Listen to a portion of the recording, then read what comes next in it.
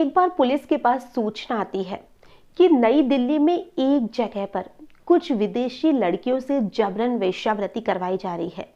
और जब पुलिस वहां पर रेड डालती है तो वहां पर 10-15 विदेशी लड़कियों को पकड़ा जाता है। और जब पुलिस वहां पर पहुंचती है तो ये बात मीडिया तक भी फैल जाती है। और जब मीडिया वाले वहां पर पहुंचते हैं, लड़कियों का इंटरव्यू लिया जाता है, तो उनमें से एक लड़की थी मेहर, जिससे मीडिया कर्मी पूछताछ कर रहे थे। तो वो जो लड़की थी, उससे एक मीडिया कर्मी पूछता है कि अगर तुम्हें फिर से यहाँ पर छोड़ दिया जाए और तुम्हारी आखिरी इच्छा पूछी जाए तो तुम्हारी आखिरी इच्छा क्या होगी। तो वो लड़की उस मीडिया कर्मी से कहती है कि मेरी आखिरी इच्छा यही होगी कि मैं सिर्फ एक बार अपनी माँ से मिल लूँ और मैं उनसे लिपट कर बहुत ज़्यादा रोना चाहती हूँ, जी भर कर रोना चाहती हूँ। और जब उस लड़की की पूरी कहानी पूछी जाती है, जो कि उज्बेकिस्तान की रहने वाली थी, कि तुम यहाँ पर कैसे पहुँच गई, तो वो लड़की इतनी दर्द भरी कहानी सुनाती है कि उसे सुनने के बाद हर इंसान हैरान था कि आखिर में लोग इन लड़कियों की कैसे सप्लाई कर देते हैं, जो कि कितना ज़्यादा इन्हें बेवकूफ़ बनाया जाता है। नमस्कार, आदाब, सत श्री अकाल। मैं हूँ नंदिनी यादव। आज जो मैं आपको घटना सुनाने वाली हूँ, इस घटना की शुरुआत होती है उज्बेकिस्तान से, जहाँ पर एक लड़की थी जिस लड़की का नाम मेहर था। हालांकि ये एक काल्पनिक नाम है। और जो मेहर थी, उसने नया नया मोबाइल फ़ोन खरीदा था और वो लड़की इंस्टाग्राम यूज करने लगी थी। और इंस्टाग्राम पर ही उसकी दोस्ती एक दुबई के लड़के राज से हो जाती है। जो राज था वो उस लड़की की प्रोफाइल देखता है, जो कि दिखने में बेहद खूबसूरत थी और वो लड़की 19 साल की थी। तो वो उस लड़की से उसकी प्रोफाइल देखता है, उसकी उम्र देखता है, जो कि उसने इंस्टाग्राम प्रोफाइल पे लिख रखी थी। तो वो लड़की बेहद खूबसूरत थी। राज उसको रिक्वेस्ट भेजता है, वो एक्सेप्ट करती है, दोनों की बातचीत होने लग जाती है। हालांकि दोनों एक दूसरे की भाषा को नहीं समझते थे, लेकिन फिर भी गूगल ट्रांसलेट की मदद से वो दोनों एक दूसरे से बात करते हैं और उनकी खूब बातें होने लग जाती है।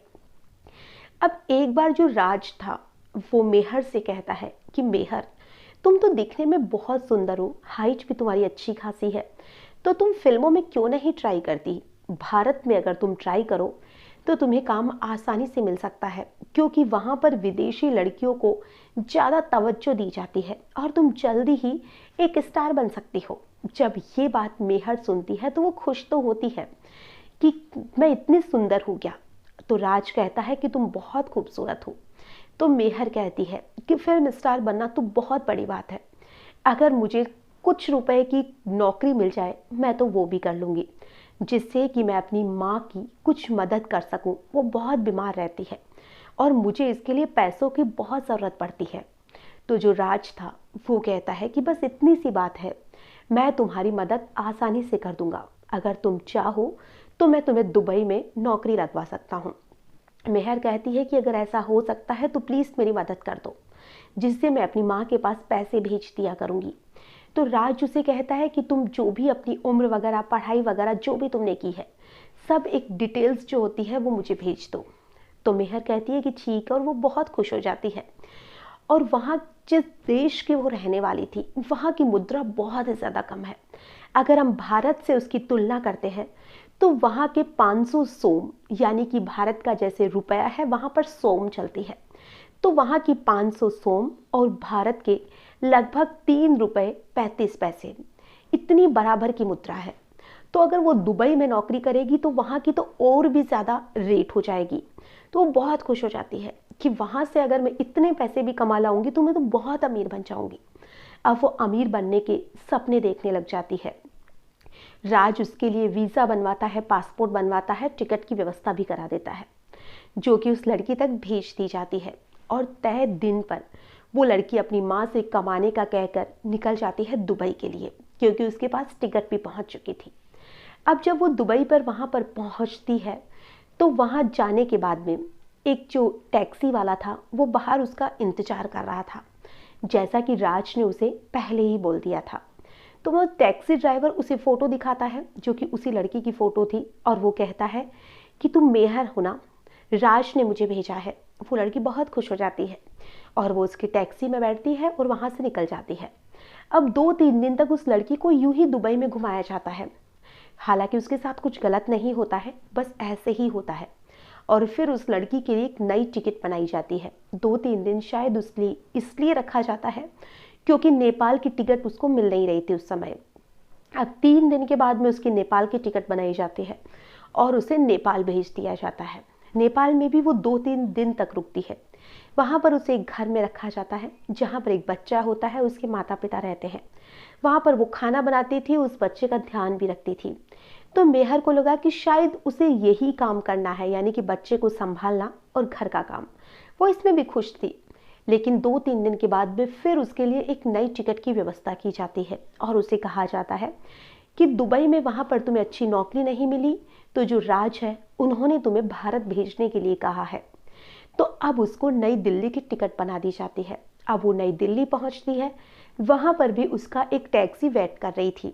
अब वो उस टैक्सी में बैठती है और टैक्सी में बैठने के बाद में वो टैक्सी वाला उसे एक घर में ले जाता है जहां पर वो देखती है कि वहां पे लगभग 10 लड़कियां पहले से ही मौजूद हैं, जो कि खुद विदेशी है। हालांकि उनका देश सबका अलग अलग है।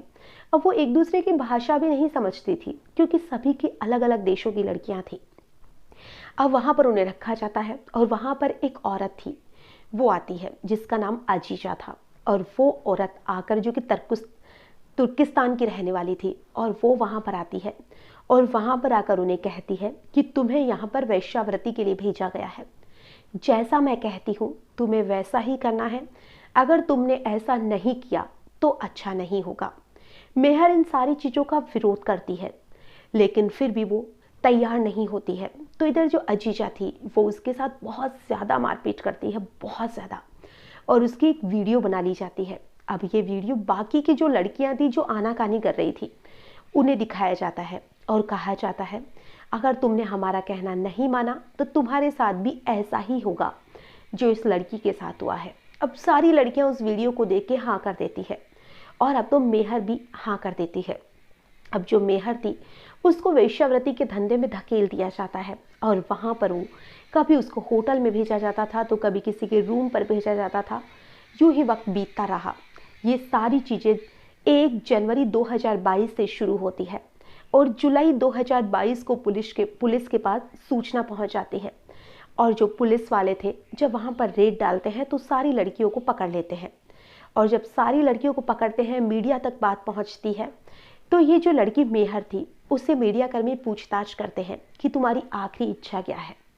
तो मेहर कहती है कि बस मुझे अपनी माँ से मिलना है और खूब रोना है, क्योंकि मैं जानती हूँ इन 6 महीनों में मैंने कितना कुछ सहन किया है और अगर वो लड़का राज मिल जाए तो मैं उसकी जान ही ले लूँगी, चाहे फिर मुझे ही क्यों ना मरना पड़े। उसने मेरी पूरी ज़िंदगी को बर्बाद कर दिया।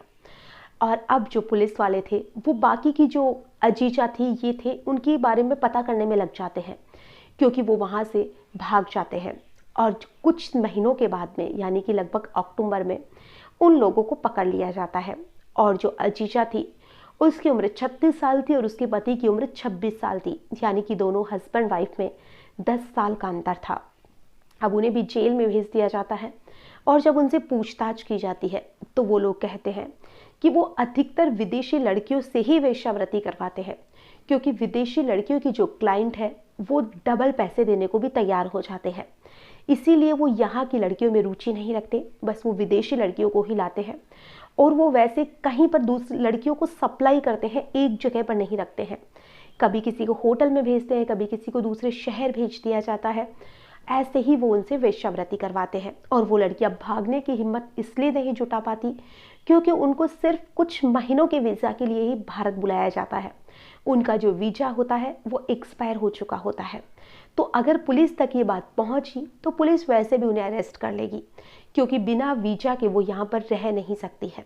इसलिए वो पुलिस के पास भी नहीं जाती है और वो उनकी पूरी डिटेल रखती है कि अगर वो भागने की कोशिश करती है तो फिर वो उनके बारे में पुलिस को सूचना दे देगी। इसलिए वो लड़कियां वहाँ से भागने की कोशिश भी नहीं करती है, वरना तो उन्हें काफ़ी लंबे समय तक जेल काटनी पड़ सकती है।